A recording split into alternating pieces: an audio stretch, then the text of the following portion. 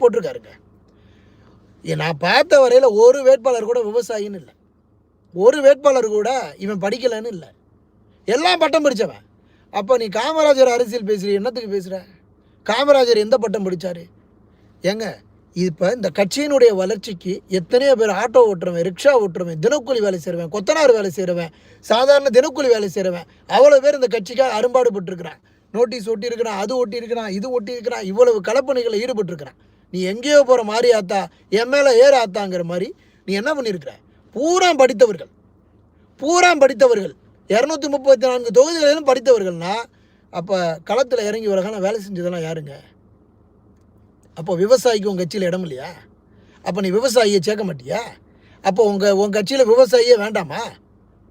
அப்போ விவசாயியை சின்னமாக வைத்துக்கொண்டு, விவசாயி தான் உன்னுடைய எண்ணமாக வைத்துக்கொண்டு, விவசாயி தான் உன்னுடைய கொள்கை கோட்பாடாக வைத்துக்கொண்டு ஆடு மேய்க்க சொல்கிறேன், மாடு மேய்க்க சொல்கிறேன், பால் கறக்க சொல்கிறேன், தயிர் தயாரிக்க